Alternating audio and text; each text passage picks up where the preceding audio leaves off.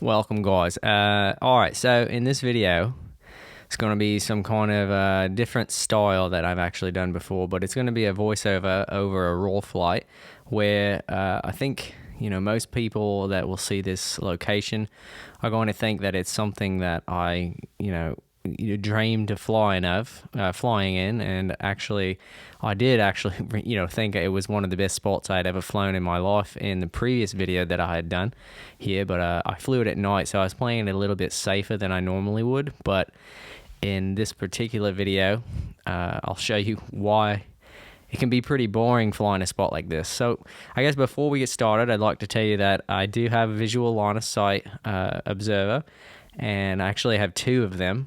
And it's a very safe scenario because obviously we're dealing with a very low traffic time with the scenario that's going on right now with this pandemic and whatnot. So also this was previous to the whole lockdown where there's social media people telling you that you need to social distance yourself, not necessarily social media, sorry, I misspoke there.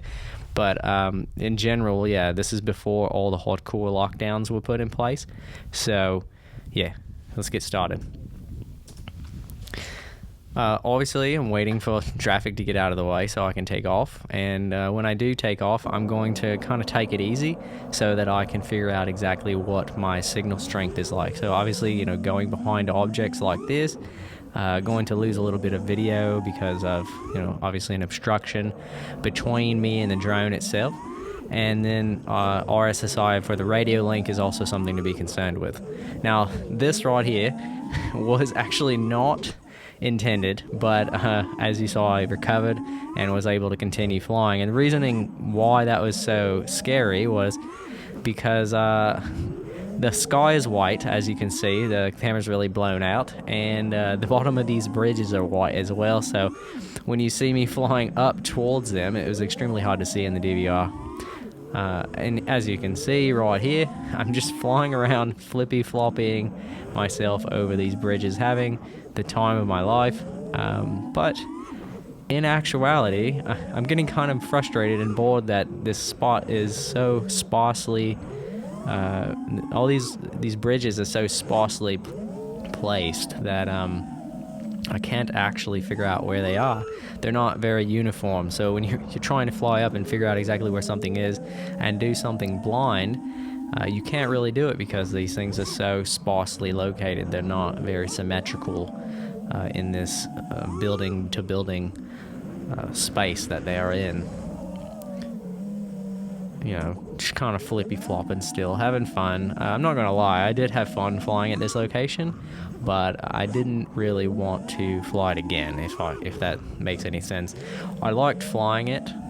I had fun, but I kind of bored, as you can probably see. I've done these things a few times now, and just in general, it's the same thing over and over, and that's why I would consider this spot pretty boring. Now, another thing to keep in mind is when you're flying a spot like this, it's obviously a risk to your gear because you're talking about flying over concrete. Everything around you is hard as a rock. So if you are to crash, you're going to break all of your gear, including a GoPro. And here in Australia, we can't actually get GoPros like the guys in the United States, where they're going to be able to go to the Best Buy and get a Geek Squad warranty and walk in there and get a new one. So I just thought that, I'm going to take it kind of easy because I can't actually break this GoPro because it's the only one that I have, and especially now that this quarantine is in place, I can't go to the Best Buy because I can't,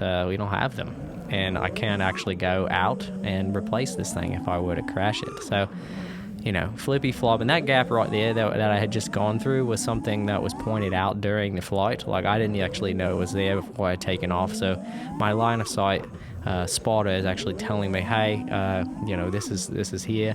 You should probably check this out. Or, hey, there's a vehicle coming out of this location, and I need you to go specifically to this street so that you're not going to fly over the top of this vehicle. Obviously, trying to keep things as safe as you possibly can.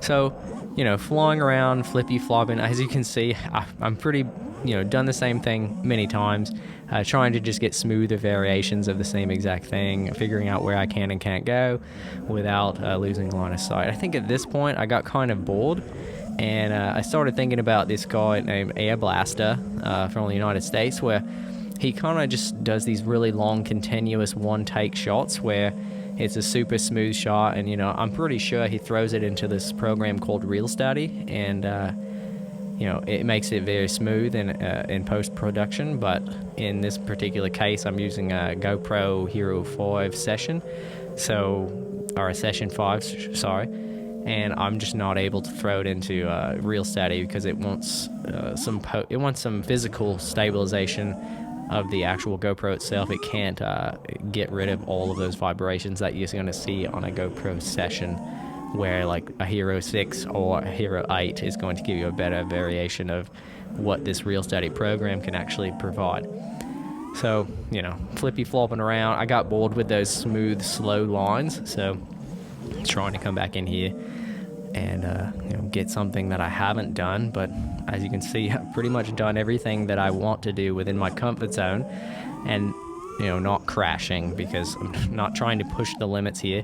I don't want to take this to the next level where I am pushing my boundaries to their limits so that I crash and ultimately break some gear, because that's really the worst case that can happen in this scenario, because there's not really anything around, only concrete for me to crash into. Yeah.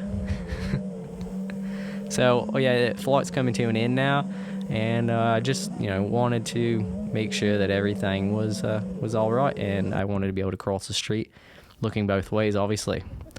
Well, thank you guys for joining me in this video, and I'll see you in the next one. I'm sorry if I seem uninterested, or I'm not listening. I'm indifferent. Truly, I ain't got no business here, but since my friends are here,